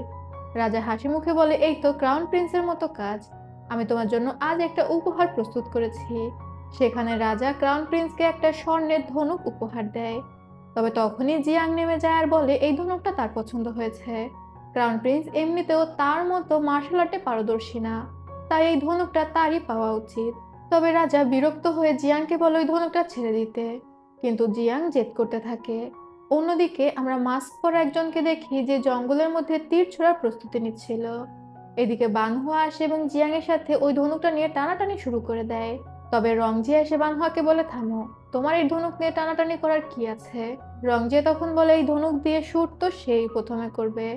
তবে ও তীর ছাড়া শুট করার একটা অ্যাটেম্প্ট নেয়। এটা ছিল একটা ইশারা। ওই যে জঙ্গলের মধ্যে তীর ছোড়ার জন্য একজন প্রস্তুত হচ্ছিল, সে এই ইশারা পেয়ে রাজার দিকে তীর ছুড়বে। তবে সঠিক সময়ে দুজিন সেখানে চলে আসে আর ওই সৈন্যকে আটকে দেয়। ওকে ধরে জিজ্ঞাসা করে, তোমাকে কে পাঠিয়েছে? তবে তখনই ওই সৈন্য বিষ খেয়ে নেয় আর মারা যায়। এমনটাই তো হয় আর কি। এদিকে জিয়াং তো অবাক হয়ে ভাবছিল তীর কেন আসছে না। ও বারবার ওই ধনুক ধরে টানতে থাকে, তবে তীর আসে না। ও বুঝতে পারে ওর প্ল্যান ফেল হয়ে গিয়েছে। তখন ও বানহার দিকে এগিয়ে এসে বলে, তুমি যেহেতু এই ধনুক নিয়ে টানাটানি করছিলেই, চলো আমরা একটা প্রতিযোগিতা করি। রংজিয়া তখন বলে, আপনি একটা মেয়ে মানুষের সাথে কেন প্রতিযোগিতা করতে চাচ্ছেন? আমি আছি তো, আমার সাথে প্রতিযোগিতা করুন। বানহা তখন বলে, সেকেন্ড প্রিন্স, ওর কথায় কিছু মনে করবেন না, ও নেশা করেছে। আর সে হেংকে ডেকে বলে, ওকে চা দাও। তবে রংজিয়া জেদ করে বসে, সে বানহার পরিবর্তে সেকেন্ড প্রিন্সের সাথে কম্পিটিশন করবে। ক্রাউন প্রিন্স অবাক হয়ে বলছিল যে আপনি তীর ছুটতে পারেন, এটা তো জানতামই না। যা হোক, রংজিয়াকে তীর ধনুক দেয়া হয়। তবে রংজিয়া যখন তীর মারে, দেখা যায় ও জাস্ট তীর ধরেই দাঁড়িয়ে আছে, ধনুক ওর হাতে নেই। বানহা তখন মাথায় হাত দিয়ে বলে, এই হচ্ছে আপনার ট্যালেন্ট, আপনি ধনুক ছাড়া তীর মারছেন। আসুন আমি আপনাকে শিখিয়ে দিচ্ছি। এটা বলে বানহা রংজিয়ার কাছে যায় এবং নিজে হাতে ধরে রংজিয়াকে তীর ছোড়া শেখাতে থাকে, যেটা দেখে শিজিন এবং ফেইজিয়ান দুজনেরই তো হার্টবিট বেড়ে যায়। ফেইজিয়ান নিজের হাত শক্ত করে কসলাতে থাকে। ওয়ানু বুঝতে পারে ফেইজিয়ানের অনেক খারাপ লাগছে। সে ফেইজিয়ানকে সান্ত্বনা দেয়। যা হোক, বানহুয়া যখন রংজিয়ার হাত ধরে তীর ছোড়ে, একদম সঠিক লক্ষ্যে গিয়ে তীর লাগে, যেটা দেখে সবাই তো অনেক খুশি হয়। তীরটা কিন্তু রংজিয়াই মেরেছিল, তবে নাম হয় বানহুয়ার। সবাই তো বানহুয়ার ট্যালেন্ট দেখে অনেক খুশি। রাজা ইমোশনাল হয়ে বলে, তোমার এই তীর ছোড়া দেখে আজ আমার তোমার দাদার কথা মনে পড়ে গেল। তার অবদান আমি কখনোই ভুলতে পারবো না। সে হয়তো কোথাও থেকে তোমাকে দেখছে এবং খুশি হচ্ছে। আজ আমি খুশি হয়ে তোমাকে প্রিন্সেস টাইটেল দিচ্ছি। মানে বানহুয়ার আবারও প্রমোশন হলো। মিনিস্টার যাই বিরক্ত হয়ে বলে, ওকে আবারও প্রমোশন দেয়া হলো। তবে যারা ভালো ছিল তারা সবাই তো অনেক খুশি হয়। এরপরে দেখা যায় দুজিন রংজিয়াকে কাঁধে করে প্যালেসে ফিরছিল। আর সে রংজিয়াকে বলছিল, আপনি জীবনে ড্রিঙ্ক টাচ করেননি, কেন আজ এতখানি ড্রিঙ্ক করতে গেলেন? রংজিয়া তখন বলে, আমি একদম ঠিক আছি, আমি একদমই ড্রাঙ্ক হইনি। তবে ভাগ্যিস আমি তোমাকে সঠিক সময় খবর দিয়েছিলাম, না হলে আজ প্যালেসে কুরুক্ষেত্র বেঁধে যেত। দুজিত তখন বলে, সেকেন্ড প্রিন্স যদি প্যালেসের ভিতরে কিছু করার চেষ্টা করে? রংজিয়া তখন বলে, সেটা রাজার পারিবারিক বিষয়, আমার এত কিছু ভেবে লাভ কি?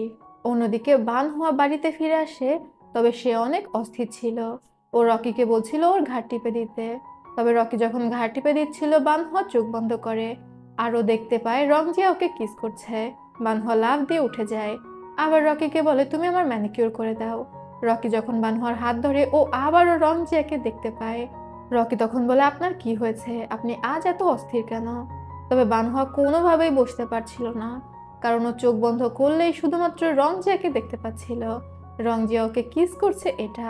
বানহুয়া অস্থির হয়ে দৌড়ে রুম থেকে বের হয়ে যায়। একটু পরে দেখা যায় বানহুয়া বসে বসে কিছু একটা আর্ট করছে। রকি তার কাছে গিয়ে বলে, আপনি কি আবারও স্বপ্নে দেখেছেন? তখন বানহুয়া বলে, সে এবার স্বপ্নে দেখেছে কালো পোশাকধারী যে লোকটাকে এতদিন ধরে সে দেখছে, যে রাজা হয়েছিল এবং বানহুয়াকে তীর মেরেছে, তার বুকে একটা কাটা দাগ আছে। আর ওই কাটা দাগটাই বানহুয়া আর্ট করেছে। রকি তখন বলে, রাজ্যে কত পুরুষ মানুষ আছে, আপনি সবার বুক কিভাবে চেক করবেন? এটা খুব ভালগার একটা বিষয় হয়ে যায় না? বানহুয়া তখন বলে, আরে সবার বুক কেন চেক করতে হবে? এমন এমন মানুষকে চেক করতে হবে যারা মার্শাল আর্ট জানে। কারণ বানহুয়া এখন যে স্বপ্নটা দেখেছিল, সেটা ছিল একটা যুদ্ধের স্বপ্ন। কেউ একজন বিদ্রোহ ঘোষণা করেছে এবং রাজ্যে তুমুল যুদ্ধ লেগে গিয়েছে। এবার বানহুয়া চিন্তা করে সে সবার আগে সেকেন্ড প্রিন্সকে চেক করবে। রকি তখন বলে, আপনার লিস্টে রংজান নামও কিন্তু রাখবেন। বানহুয়া তখন বলে, আরে ওরে ছাড়ো, ও একটা তীর তাই ধরতে পারে না, আর ও করবে যুদ্ধ। বানহুয়া রংজিয়াকে একদম পাত্তাই দেয় না। সে টার্গেট করে সেকেন্ড প্রিন্সকে এবং প্ল্যান করে সামনেই ওর দাদির জন্মদিনে যখন বিশাল অনুষ্ঠান হবে, তখন ও সেকেন্ড প্রিন্সকে কোনোভাবে আলাদা করবে এবং চেক করবে সেকেন্ড প্রিন্সের বুকে ক্ষত আছে কিনা। আর ওকে সাহায্য করবে রকি এবং সফটি। এরপরে দেখা যায় রাজা ক্রাউন প্রিন্সকে দায়িত্ব দিচ্ছিল বানহুয়ার দাদির জন্মদিনের অনুষ্ঠানের আয়োজন করার জন্য। বানহুয়ার দাদির টাইটেল ছিল প্রিন্সেস রয়্যাল, যেই রাজ্যে খুবই সম্মানিত। ক্রাউন প্রিন্স ভয়ে ভয়ে বলে, এত বড় অনুষ্ঠানের দায়িত্ব কি আমি একা নিতে পারবো? রাজা ঝাড়ি মেরে বলে, মেরুদণ্ড শক্ত করো। আমি যখন ক্রাউন প্রিন্স ছিলাম, আমার বাবা মনে করতো যে আমি কিছুই পারি না। সে চিন্তা করতো অন্যান্য প্রিন্সকে ক্রাউন প্রিন্স বানানোর। তবে আমি যেহেতু বড় ছেলে ছিলাম, তাই উত্তরাধিকার সূত্রে আমি হই ক্রাউন প্রিন্স, যেটা আমার বাবা পছন্দ করতো না। আমার সাথে অনেক অন্যায় করা হতো, তবে আমি চাই না সেই অন্যায়গুলো তোমার সাথে হোক। আমি যখন রাজ্য পাবো কি পাবো না এমন একটা দ্বিধাদ্বন্দ্বে ভুগছিলাম, তখন প্রিন্সেস রয়্যাল আমার পাশে এসে দাঁড়িয়েছে। সে চেষ্টা না করলে আমি কখনোই রাজা হতে পারতাম না। তাই আমি চাই না তুমি সেই সব জিনিস সাফার করো যেগুলো আমি সাফার করেছি। ক্রাউন প্রিন্স তখন বলে, অবশ্যই, আমি খুব ভালোভাবে এই অনুষ্ঠানের আয়োজন করব। তখনই সেখানে বানহুয়া আসে। রাজা হেসে দিয়ে বলে, প্রিন্সেস বানহুয়া এখানে কেন? বানহুয়া তখন বলে, সামনেই ওর দাদির জন্মদিন, আর ও নিজে হাতে ও দাদির জন্মদিনের অনুষ্ঠানের আয়োজন করতে চায়। ক্রাউন প্রিন্স তখন খুশি হয়ে বলে, তাহলে তো ভালোই হলো, সমস্ত দায়িত্ব আমার উপর পড়েছে আর তুমি আমাকে সাহায্য করলে অনেক উপকার হবে। রাজা জানিয়ে দেয় অনুষ্ঠানের যাবতীয় খরচ সে দেবে। সাথে সে ক্রাউন প্রিন্সকে বলে যে মিনিস্টার রংজিয়াকে ডেকে নাও, সে তোমাদের সাহায্য করবে। বানহুয়া বলছিল, রংজিয়া কেন? রাজা তখন বলে, সে থাকলে আমি একটু নিশ্চিন্ত হতে পারবো, যেহেতু এটা প্রিন্সেস রয়্যালের জন্মদিনের অনুষ্ঠান। তবে বানহুয়ার এটা একদমই ভালো লাগে না। ওরা যখন সেখান থেকে বের হচ্ছিল, তখন রংজিয়া সেখানে আসে এবং ক্রাউন প্রিন্সকে গ্রেটিং করে বলে, আমাকে জানানো হলো যে আমাকে দায়িত্ব দেওয়া হয়েছে প্রিন্সেস রয়্যালের জন্মদিনের অনুষ্ঠানে আয়োজন করার, আপনাকে সাহায্য করার জন্য। তাই আমি আপনার সাথে দেখা করতে এসেছি। এদিকে বানহুয়া যখন রংজিয়াকে দেখে, ও রংজিয়ার কোনো কথাই শুনছিল না, জাস্ট রংজিয়ার ফেস দেখছিল, ঠোঁট দেখছিল এবং ওদের কিস করার দৃশ্যটা মনে পড়ে যাচ্ছিল। বানহুয়া বিরক্ত হয়ে সেখান থেকে দ্রুত চলে যায়। বানহুয়া যখন প্যালেস থেকে বের হচ্ছিল, ওর রাস্তায় সেকেন্ড প্রিন্স জিয়াং এর সাথে দেখা হয়ে যায়। জিয়াং তখন বানহুয়াকে বলে, আমার সাথে ভালো সম্পর্ক তৈরি করে নাও, বলা যায় না ভবিষ্যতে এটা তোমার কাজে লাগতে পারে, আমার সাথে শত্রুতা করলে তোমারই ক্ষতি। এটা শুনে বানহুয়া ওকে একটা থাপ্পড় দেওয়ার জন্য হাত উঠায়, আর জিয়াং দ্রুত নিজের মুখ লুকিয়ে ফেলে। জিয়াংকে এখানে বেশ ফানি ক্যারেক্টার হিসেবে দেখানো হয়েছে। ও বলছিল, তুমি একটা মেয়ে মানুষ, অথচ তুমি ছেলেদের মতো কথায় কথায় মারার জন্য হাত তোলো, তুমি কি আদৌ কোনো মেয়ে? তবে বানহুয়া অন্য কিছু চিন্তা করছিল। যেহেতু রংজিয়া এখন অনুষ্ঠানের দায়িত্বে আছে, তাই অনুষ্ঠানের দিন ও সেকেন্ড প্রিন্সকে আলাদা করে পাবে না। রংজিয়া এর মধ্যে নাক গলাবে, তাই ও এখনই সেকেন্ড প্রিন্সের বুকে কোনো ক্ষত আছে কিনা সেটা দেখতে চাচ্ছিল। ও একদম এক লাফে সেকেন্ড প্রিন্সের উপর ঝাঁপিয়ে পড়ে আর সেকেন্ড প্রিন্সের জামা খুলতে শুরু করে। সেকেন্ড প্রিন্স তখন বলতে থাকে, বানহুয়া তুমি কি আমাকে মলেস্ট করার চেষ্টা করছো? ও তো দৌড়ে পালাচ্ছিল। সেকেন্ড প্রিন্সের সাথে কিছু সৈন্যরা ছিল, তারাও ওদের পিছু পিছু দৌড়াচ্ছে। বানহুয়া দৌড়াচ্ছে আর সেকেন্ড প্রিন্সের এক একটা জামা খুলছে। বাধ্য হয়ে সেকেন্ড প্রিন্স একটা খাম্বাতে চড়ে যায়। বানহুয়া তখন সেকেন্ড প্রিন্সের প্যান্ট ধরে টানাটানি করতে থাকে। সেকেন্ড প্রিন্স কান্না করছিল আর বলছিল, আমাকে ছেড়ে দাও, আমার সম্মান এইভাবে নষ্ট করো না। তখনই সেখানে রংজিয়া আসে আর বলে, এসব কি হচ্ছে? বানহুয়া তখন খুব ইনোসেন্ট সাজার ভান করে বলে, সেকেন্ড প্রিন্স আমাকে অসম্মান করার চেষ্টা করেছে। রংজিয়া তো দেখতেই পাচ্ছিল যে কি হচ্ছে। জিয়াং তখন বলে, বানহুয়া উল্টে তাকে মলেস্ট করার চেষ্টা করেছে। রংজিয়া তো বানহুয়ার পক্ষেই ছিল। বানহুয়া তখন মিনমিন করে বলে, এখনই চলো রাজার কাছে, একমাত্র রাজাই এটার বিচার করতে পারে। জিয়াং তখন বলে, চলো আমিও দেখি বাবা কি করে, চলো এখনই যাচ্ছি বাবার কাছে। এরপর ওরা সবাই মিলে হাঁটা দেয় রাজার উদ্দেশ্যে। তবে রুমের মধ্যে গিয়ে বানহুয়া বলে, দাঁড়াও। এটা বলে ও নিজের জামা কাপড় এলোমেলো করতে শুরু করে। বানহুয়া নিজের কাপড় চোপড় এলোমেলো করার পর লাফ দিয়ে রাজার ঘরের সামনে ফ্লোরের উপর পড়ে যায়। ইচ্ছা করে নিজের হাতেও একটু ব্যথা পায়। রাজা তো এটা দেখে অবাক হয়ে যায়। পিছু পিছু দৌড়ে আসছিল জিয়াং এবং রংজিয়া। এরপরে দেখা যায় বানহুয়া রাজাকে কান্না করে করে বিচার দিচ্ছে যে ও যখন এখান থেকে ফিরে যাচ্ছিল, তখন জিয়াং ওকে অনেক মারধর করেছে হান্টিং ফেস্টিভ্যালের ওই কাহিনীটার জন্য। বানহুয়া রাজাকে দেখায় যে বানহুয়ার হাতে আঘাত লেগেছে। রাজা চিৎকার করে বলে, দ্রুত ডাক্তার ডাকো, বানহুয়ার হাতে আঘাত লেগেছে।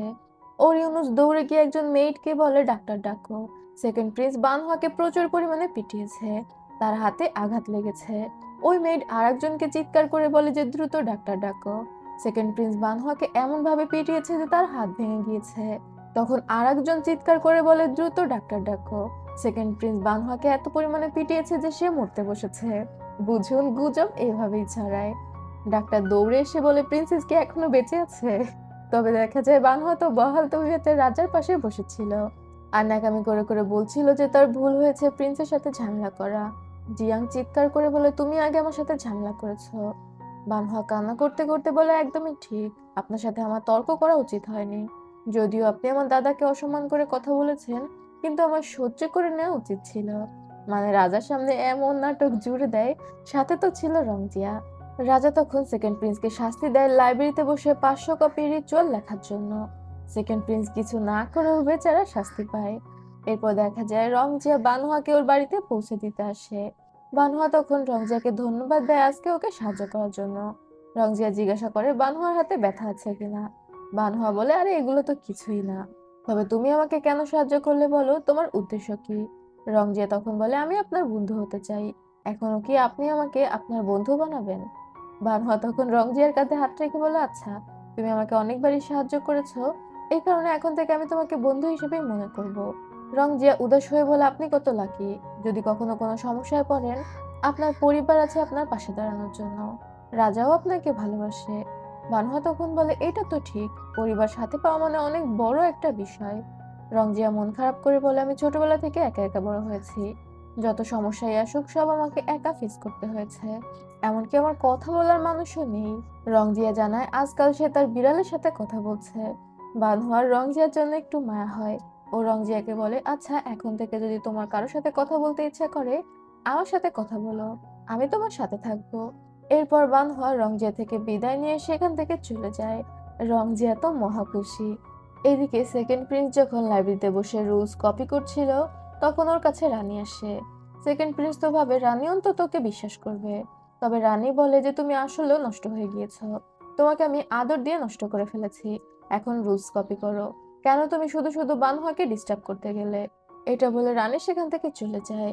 সেখানে সেকেন্ড প্রিন্সের একজন গার্ড ছিল, যে সেকেন্ড প্রিন্সকে বলছিল, প্রিন্স শান্ত হন, এখন বানহাকে নিয়ে ঝামেলা করে লাভ নেই, আপনাকে আরো সুদূর প্রসারী প্ল্যান করতে হবে, শুধু শুধু রাগ দেখিয়ে হবে না, প্ল্যান করে আগাতে হবে। সেকেন্ড প্রিন্স তখন বলে, ঠিকই বলেছো, আমার হাতে জাই ফ্যামিলি আছে, যারা বান ফ্যামিলির শত্রু, তাই আমাকে জাই ফ্যামিলিকে কাজে লাগাতে হবে। আর এরপরে দেখা যায় একজন ইউনুস গিয়েছে জাই ফ্যামিলিতে। সে জানায় রাজা বিয়ের জন্য কয়েকটা ডেট চয়েস করেছে, তার মধ্যে বিয়ে হবে। মিনিস্টার জাই যেন এখন থেকে বিয়ের আয়োজন শুরু করে দেয়। মিনিস্টার জাই তো এটা শুনে অনেক খুশি হয়ে যায়।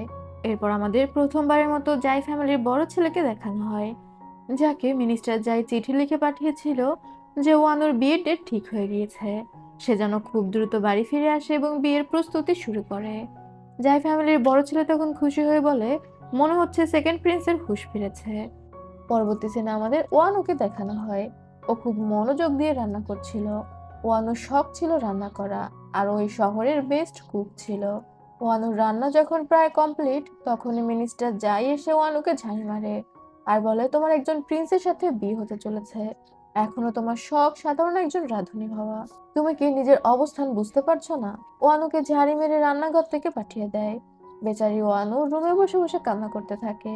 তখন জাইকেলিন তার কাছে আসে আর সান্ত্বনা দিয়ে বলে, আমরা যারা রয়্যাল ফ্যামিলিতে জন্ম নিয়েছি আমাদের ভাগ্য আমাদের হাতে থাকে না, অনেক কিছুই মন না চাইলেও সহ্য করতে হয়। ওয়ানু তখন বলে, বানহুয়াও তো রয়্যাল ফ্যামিলিতে জন্মেছে, কিন্তু সে অনেক স্বাধীন, তার যা ইচ্ছা তাই করতে পারে, কতগুলো এঙ্গেজমেন্ট ভেঙে গেল তাও সে আরামসে সবার সামনে দিয়ে ঘুরে বেড়ায়। জাইকেলিন তখন উদাস হয়ে বলে, আমার মাঝে মাঝে মনে হয় কেন আমি বানহুয়ার সাথে এঙ্গেজমেন্ট ভেঙে দিলাম, হয়তো ওর সাথে এঙ্গেজমেন্ট না ভাঙলে আমার জীবনটা অন্যরকম হতে পারতো। এখন আমাদের জাই ফ্যামিলির অবস্থা কত খারাপ হয়ে গিয়েছে, আমি একটা চোখ হারিয়েছি, হয়তো এসব কিছুই ঘটতো না।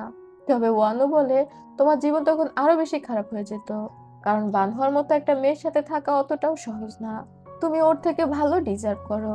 জাইক্লিন তখন বলে, আমার এখন একটা চোখ অন্ধ, কোন মেয়ে আমাকে পছন্দ করবে? এরপরই দেখা যায় ওয়ানু গিয়েছে মার্কেটে কিছু কাপ পিস কেনার জন্য, তবে তাকে যাই দেখানো হচ্ছিল ওর পছন্দ হচ্ছিল না। একটা সেট ছিল একটু দূরে, যেটা ওয়ানুর বেশ পছন্দ হয়ে যায়, তবে দোকানদার জানায় এটা অলরেডি বুক করা, এটা ওয়ানুকে দেয়া যাবে না। ওয়ানু ডাবল প্রাইস অফার করে, তাও দোকানদার ওয়ানুকে দিতে রাজি হয় না। আর এরপরে দেখা যায় সেখানে বানহেং আসে, তার মানে এই সেটটা হেং অর্ডার করেছিল, আর এই কারণেই দোকানদার দিতে চাচ্ছিল না। ওয়ানু দোকান থেকে বের হয়ে আসে, তবে দোকানদার ওয়ানুকে পেছন থেকে ডাক দেয় এবং জানায় হেং তাকে ওই সেটটা দিতে রাজি হয়েছে। ওয়ানু তো এটা শুনে আকাশ থেকে পড়ে, ও এতদিন বান ফ্যামিলির সবাইকে তো অনেক খারাপ ভেবে এসেছে। হেং তখন বলে, একটা বাচ্চা মেয়ে সেটটা পছন্দ করেছে, আমি কিভাবে সেটা তাকে না দিয়ে পারি? এটা শুনেই তো ওয়ানু গলে যায়। দোকানদার ওয়ানুর জন্য ওই সেটটা প্যাকেট করে দেয়। ওয়ানু বানহেং এর কাঁধে হাত দিয়ে বলে, তোমাকে আবারও ধন্যবাদ, ওইটা আমার সত্যি অনেক পছন্দ হয়েছিল। হেং তো একদম চমকে যায়। আর অন্য মনে মনে ভাবছিল মনে হয় বান ফ্যামিলির সবাই অতটাও খারাপ না। এরপরেই আমাদের বানহুয়ার দাদিকে দেখানো হয়। সে অসুস্থ বলে রাজা তার জন্য ডাক্তার পাঠিয়েছে। তবে বানহুয়ার দাদি বলছিল আমি জানি সে কেন ডাক্তার পাঠিয়েছে। মনে হচ্ছে সে হাল ছাড়বে না।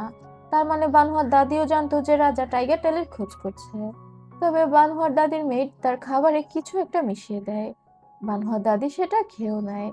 এরপরেই সেখানে ডাক্তার আসে, তবে পালস চেক করে বলে সে একদম ঠিক আছে। এরই মধ্যে সেখানে বানহুয়া আর তার মাও চলে আসে। বানহুয়া জিজ্ঞাসা করে আমার দাদির শরীর এখন কেমন আছে। ডাক্তার জানায় সে এখন ঠিক আছে, হয়তো একটু ঠান্ডা লেগেছিল, এই কারণে দুর্বল হয়ে পড়েছিল। বানহুয়ার দাদির মেয়েট বলে চলুন আমি আপনাকে এগিয়ে দিই। আর দেখা যায় সে ওই ডাক্তারকে ঘুষ দিচ্ছে। বুঝতেই পারছেন ওর দাদি খুবই বিপদের মধ্যে আছে। তবে ওরা তো আর এই বিষয়ে জানতো না। বানহুয়াকে দেখে ওর দাদি তো অনেক খুশি হয়ে যায় আর বলে আমার তো মাঝে মাঝে এমন অসুস্থ হওয়া ভালো, তাহলে তুমি আমাকে দেখতে আসবে। এরপর রাতের বেলা বানহা যখন বাড়ি ফেরে, ও পেছন থেকে ওর বাবা এবং রংজিয়ার কণ্ঠ শুনতে পায়। রংজিয়া এবং বানহার বাবা একসাথে মাতাল হয়ে কবিতা আবৃত্তি করছিল। রংজিয়া বানহার বাবাকে আঙ্কেল বান বলে ডাকছিল। বানহা অবাক হয়ে বলল তুমি আমার বাবার সাথে এত ক্লোজ কবে হলে? রংজিয়া তখন বলে আজ তার সাথে আমার একটা দোকানে দেখা হয়েছিল। সেখান থেকে আমরা ঠিক করি যে অল্প একটু ড্রিঙ্ক করব। আর আমি জানতে পারি তোমার বাবা আর আমার বাবা তো ছোটবেলার বন্ধু ছিল, এই কারণে সে এখন আমার আঙ্কেল বান। আর বানহার বাবাও বলছিল সে রংজিয়াকে ছাড়তে পারবে না। আজ সারা রাত রংজিয়া এই বাড়িতেই থাকবে আর প্রচুর ড্রিঙ্ক করবে। বানহা তখন রংজিয়াকে ঝাড়ি মেরে বলে আর যদি কখনো তুমি ড্রিঙ্ক করেছো তোমাকে আমি পেটাতে পেটাতে মেরে ফেলবো। এটা বলে ও ভিতরে চলে যায়। বানহার বাবা রংজিয়াকে বলে চলো আমার বাড়িতে, আজ আমরা সারা রাত ধরে ড্রিঙ্ক করতে থাকবো। তবে রংজিয়া যাই করে বেড়াক না কেন দুজিন ছিল সব সময় সতর্ক। দুদিন চলে যায় বানহুয়ার দাদির কিচেনে এবং সেখান থেকে ওই ওষুধের কৌটা সাথে বানহুয়ার দাদির খাওয়া খাবারের একটা বাটি লুকিয়ে নিয়ে আসে। এবং ওটা পরীক্ষার পর ওরা বুঝতে পারে যে খাবারে কিছু উল্টাপাল্টা তো আছেই। মেইড বানহুয়ার দাদিকে প্রত্যেক দিন কিছু একটা খাওয়াচ্ছিল, হতে পারে সেটা স্লো পয়জন। তবে রংজিয়া পুরো নেশাতে বিভোর ছিল। সে দুদিনের কোনো কথাই বুঝতে পারছিল না। রংজিয়ার দুই গার্ড রংজিয়াকে বোঝাচ্ছিল এখন তারা কি করবে, রাজাকে কি এই বিষয়টা বলা উচিত। তবে রংজিয়া ছিল তার ধান্দায়। সে ওদের দুইজনকে বিস্কিট এবং ড্রিঙ্ক অফার করে। দুজন জানায় প্রিন্সেস রয়্যালের যে অবস্থা, হয়তো সে আর বেশি দিন বাঁচবে না। এই বিষয় নিয়ে কোনো একটা পদক্ষেপ নেওয়া উচিত। রংজিয়া তখন বলে অবশ্যই পদক্ষেপ নেওয়া উচিত। এটা বলে ও উল্টে পড়ে যায় আর অজ্ঞান হয়ে যায়। এরপরে দেখা যায় বানহুয়া তার দাদির জন্মদিনের অনুষ্ঠানের আয়োজন করছে। সে পুরোদমে কাজে লেগে পড়েছে এবং সব দামি দামি জিনিস চয়েস করছে। হ্যাপি বার্থডে লেখার জন্য সে স্বর্ণের সুতা ব্যবহার করতে চায়। তবে রংজিয়া বারবারই বলছিল যে এত খরচ করার প্রয়োজন নেই, খরচ একটু কমিয়ে করুন। বানহুয়া এটা শুনে অনেক রেগে যাচ্ছিল। এরপর বানহুয়া অনেক দামি এক ধরনের কেক চয়েস করে। রংজিয়া বলে এই কেকটা নেওয়া ঠিক হবে না, এটা খুবই দামি, নর্মাল ভালো কেকের চেয়ে 4 গুণ দাম। তবে বানহুয়া এটা শুনে রেগে সেখান থেকে চলে যায়। তখন দোকানদার রংজিয়াকে বলে বানহুয়াকে ভুল বুঝবেন না, ছোটবেলায় ওর দাদা ওকে এই কেকগুলো কিনে দিত, মানে এটার সাথে ওর অনেক স্মৃতি জড়িয়ে আছে, তাই হয়তো এটা নিতে চেয়েছে। এটা শুনে রংজিয়ার একটু খারাপ লাগে। পরবর্তী সিনে দেখা যায় বানহুয়া আবারও স্বপ্ন দেখে যে কারো ফিউনারেল চলছে। ও অবাক হয়ে চিন্তা করছিল কার ফিউনারেল চলছে। তখনই ও দেখতে পায় ওর দাদার পাশে ওর দাদির মেমোরিয়াল ট্যাবলেট, মানে ওর দাদি মারা গিয়েছে। বানহুয়া তো পুরো চিৎকার দিয়ে ওঠে। বানহুয়া ওর দাদির রুমের ভিশনও দেখতে পাচ্ছিল। ওর দাদি কিছু একটা খায় এবং বাটিটা হাত থেকে ফেলে দেয়, তার মানে ওই খাবারেই বিষ ছিল। বানহুয়া দৌড়ে আসে ওর দাদির কাছে। তবে বানহুয়া দাদির মেয়েট বানহুয়াকে দেখে ওর দাদির খাবারের বাটিটা লুকিয়ে ফেলে। এই মেয়েটটা খুবই গড়বড়ে। বানহুয়া ওর দাদির কাছে এসে বলে ওর দাদিকে অনেক মিস করছে, তাই আজও ওর দাদির কাছেই ঘুমাবে। ওর দাদি তো এটা শুনে খুশি হয়ে যায়। পরবর্তী সিনে দেখা যায় রংজিয়া বানহুয়ার দাদির সাথে দেখা করতে এসেছে। ও তো নর্মালি বানহুয়ার দাদির খোঁজ খবর নিচ্ছিল। রংজিয়া জানায় রাজা ওকে এখানে পাঠিয়েছে প্রিন্সেস রয়্যালকে দেখার জন্য। তবে বানহুয়ার দাদি কোনো ভনিতা না করে ডিরেক্ট জিজ্ঞাসা করে মিনিস্টার রংজিয়া, আমি খোঁজ খবর পেয়েছি যে আপনি বর্তমানে বান ফ্যামিলির খুব কাছাকাছি আসার চেষ্টা করছেন। আপনি যে বানহুয়ার সাথে ঘুরে বেড়ান এটা পুরো শহর জানে। আপনার উদ্দেশ্য কি? কেন আপনি ইচ্ছা করে বান ফ্যামিলির কাছাকাছি আসার চেষ্টা করছেন? আপনি কোর্টে বারবার আমাদের ফ্যামিলিকে সাহায্য করছেন। আপনি কি কোনো উদ্দেশ্য নিয়ে আমাদের ফ্যামিলির কাছে এসেছেন? আমি কিন্তু 3 জন রাজার শাসনামল দেখেছি, তাই আমাকে অতটাও বোকা মনে করবেন না। রংজিও তখন ভনিতা না করে ডিরেক্ট জিজ্ঞাসা করে ও জেনারেল বানের খোঁজ নিতে চায়। 10 বছর আগে জেনারেল বান যখন মারা গিয়েছে, হুট করেই ওদের ফ্যামিলি একদমই ডাউন হয়ে গিয়েছিল। প্রিন্সেস রয়্যাল আরো উচ্চ পদে ছিল, কিন্তু তাকে তার পদ থেকে সরিয়ে দেওয়া হয়েছিল। আসলে তখন কি ঘটেছিল? রংজিয়া শুধু এটাই জানতে চায়। এখানেই আজকের এই পর্বটা শেষ করছি। তো ভিউয়ার্স, কেমন লাগছে ড্রামাটি? অবশ্যই কমেন্ট করে জানাতে ভুলবে না। আজ তবে যাচ্ছি। আল্লাহ হাফেজ।